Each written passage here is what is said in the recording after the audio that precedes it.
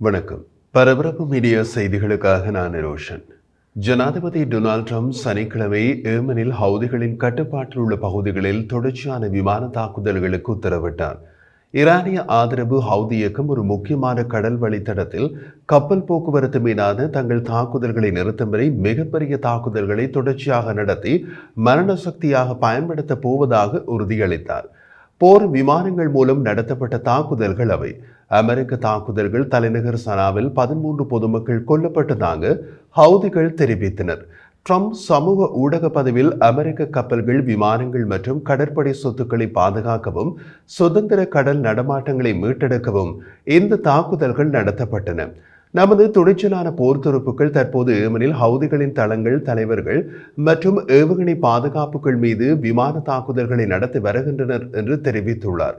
அவர் மேலும் தெரிவித்த போது, அமெரிக்க வர்த்தக மற்றும் கடற்படை கப்பல்கள் உலகின் நீர்வழிகளில் சுதந்திரமாக பயணிப்பதை எந்த தீவிரவாத சக்தியாலும் தடுக்க முடியாது.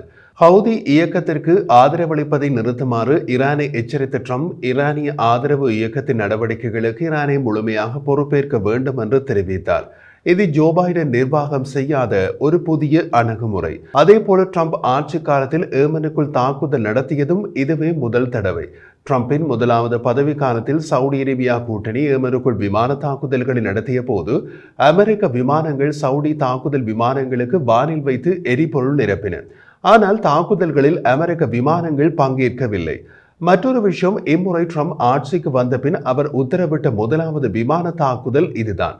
ஈரானின் முன்னகரும் அணு ஆயுத திட்டம் குறித்து இருதரப்பு பேச்சுவார்த்தைகளை மீண்டும் தொடங்குவதற்கான பாதையை வழங்கும் விதத்தில் ஈரானிய தலைவர்களுக்கு அமெரிக்க ஜனாதிபதி கடிதம் அனுப்பிய 2 வாரங்களுக்கு பின்னர் இந்த தாக்குதல் வந்துள்ளது.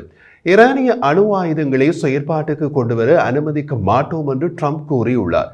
ஏமனில் சவுதி அரேபியாவின் எல்லையில் ஹவுதி இயக்கத்தின் கோட்டையான சனா மற்றும் வடக்கு மாகாணமான சாராவில் சனிக்கிழமை மாலை தங்கள் பிரதேசத்தில் குண்டு தாக்குதல்கள் நடந்ததாக ஹவுதிகள் அறிவித்தனர்.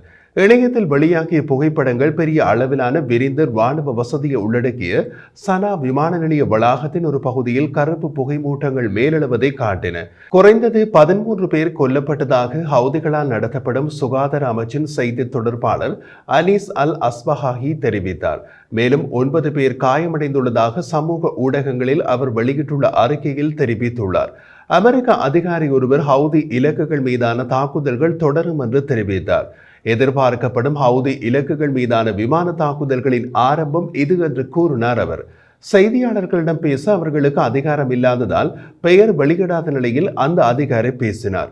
ஹவுதி ஊடக அலுவலகத்தின் துணைத் தலைவர் நஸ்ருதீன் அமர், அமெரிக்க விமான தாக்குதல்கள் ஹவுதிகளின் திட்டமிட்ட ராணுவ நடவடிக்கைகளை தடுக்காது என்றும் சனா மீதான அமெரிக்க தாக்குதலுக்கு உரிய பதிலடி கொடுப்போம் என்றும் தெரிவித்தார். ஹவுதி இயக்கம் காசாவின் கேடயமாகவும் ஆயுதமாகவும் இருக்கும் என்று சவால்கள் வந்தாலும் அதை கைவிட மாட்டோம் என்றும் அவர் சமூக ஊடகங்களில் மேலும் கூறினார். ஹவுதிகளின் மற்றொரு செய்தி தொடர்பாளர் முகமது அப்துல் சலாம் சமூக வலைதளம் எக்ஸில் ஹவுதிகள் சர்வதேச கப்பல் வழித்தடங்களை அச்சுறுத்துவதாக ட்ரம்பின் கூற்றுக்கள் தவறானவை மற்றும் தவறாக வழி நடத்துகின்றன என்று கூறினார். காசா மீதான இஸ்ரேலின் சமீபகால முற்றுகைக்கு பதிலடி கொடுக்கும் விதத்தில் ஏமனில் இருந்து செல்லும் இஸ்ரேலிய கப்பல்கள் மீது தாக்குதல்களை மீண்டும் தொடங்குவதாக ஹவுதிகள் அறிவித்து சில நாட்களுக்கு பின்னர் இந்த விமான தாக்குதல்கள் வந்துள்ளன. செங்கடல், ஏடன் வளைகுடா, பாப்பல் மண்டேப் நீரிணை மற்றும் அரேபிய கடல் ஆகியவற்றை பாதிக்கும் எச்சரிக்கையை அவர்கள் வெளியிட்டனர். இஸ்ரேலிய கப்பல்களை தாக்குவோம் என்று ஹவுதிகள் அறிவித்தார்களே தவிர இதுவரை தாக்குதல் எதையும் நடத்தவில்லை. அதற்குள் அமெரிக்கா முந்திக் கொண்டது. இந்த மாத தொடக்கத்தில் இஸ்ரேல் காசாவுக்குள் செல்லும் அனைத்து மனிதாபிமான உதவிகளையும் நிறுத்தியது. பணைய கைதிகள் மற்றும் போர் நிறுத்தம் தொடர்பான 2ஆம் கட்டத்தை தொடங்குவதற்கான பேச்சுவார்த்தைகள் தொடர்கின்றன. பலவீனமான போர் நிறுத்தம் நீடிக்கப்படாவிட்டால் ஹமாஸுக்கு கூடுதல் விளைவுகள் ஏற்படும் என்று இஸ்ரேல் எச்சரித்தது.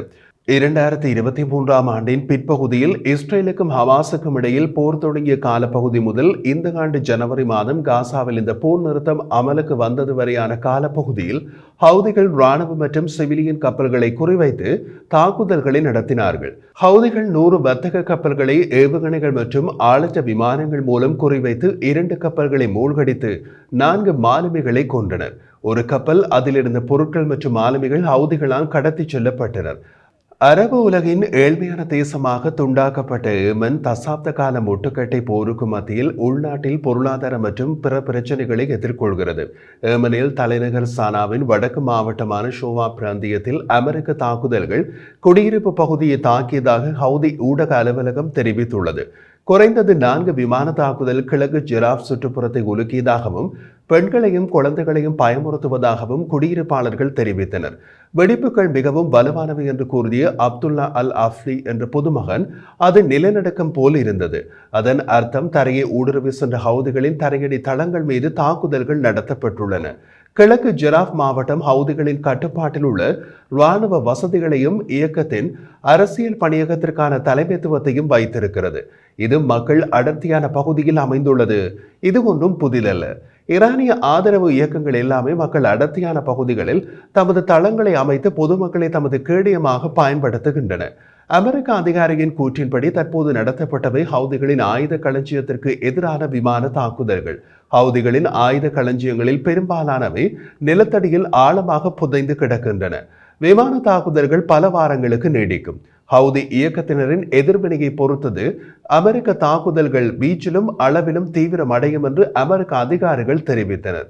ஹவுதி இயக்கம் ஈரானிலிருந்து கடத்தும் ஆயுத அமைப்புகளை தவிர நிலத்தடி தொழிற்சாலைகளிலும் ஆயுத உற்பத்தி செய்கிறது. அப்படியான இடங்களை அடையாளம் காணவும் கண்டுபிடிக்கவும் கடந்த காலங்களில் அமெரிக்க உளவுத்துறை நிறுவனங்கள் தமது உளவு பார்க்கும் நடவடிக்கைகளை முடுக்கிவிட்டுள்ளன.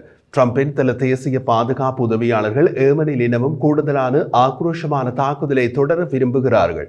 இது நாட்டின் வடக்கின் பெரும்பகுதியை கட்டுப்பாட்டை ஹவுதிகள் அடிப்படையில் இழக்க வழிவகுக்கும் என்று அமெரிக்க அதிகாரிகள் தெரிவித்தனர். ஆனால் ட்ரம்ப் அந்த மூலோபாயத்தை இன்னமும் அங்கீகரிக்கவில்லை.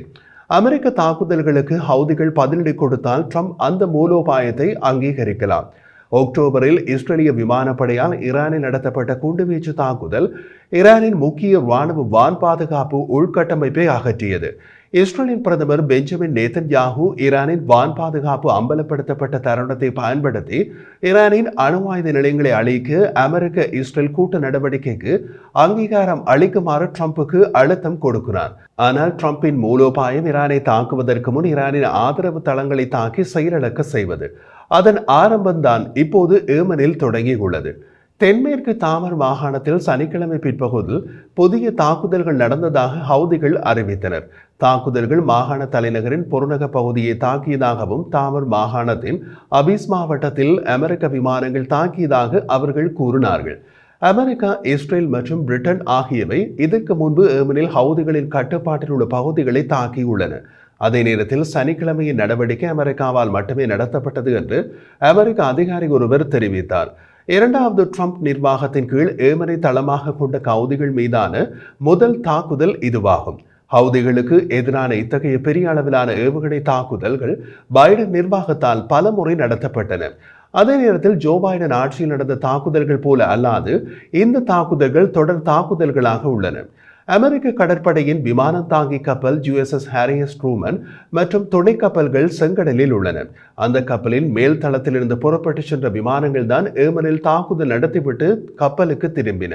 விமானம் தாங்கி கப்பல் USS ஹாரிஸ் ட்ரூமன் தாக்குதல் குழுவில் 3 அழிப்பான் வகை கப்பல்கள் மற்றும் ஒரு ஏவுகணை தாங்கி கப்பல் ஆகியவை உள்ளன.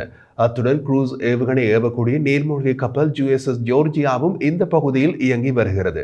அமெரிக்கா புளோரிடாவின் வெஸ்ட் பாம் பீச்சில் உள்ள தனது ட்ரம்ப் சர்வதேச கோல்ஃப் கிளப்பில் பகல் பொழுதை கழித்த போது ட்ரம்ப் தாக்குதல்களை அறிவித்தார். கடல் பாதையில் ஹவுதிகளின் இடைவிடாத தாக்குதல்கள் அமெரிக்கா மற்றும் உலக பொருளாதாரத்துக்கு பல பில்லியன் டாலர்கள் இழப்பை ஏற்படுத்தியது. அதே நேரத்தில் அப்பாவி உயிர்களை ஆபத்தில் ஆழ்த்தியுள்ளது. ஹவுதி தாக்குதல்களை இனியும் தொடரவிடக் கூடாது என்று ட்ரம்ப் கூறினார்.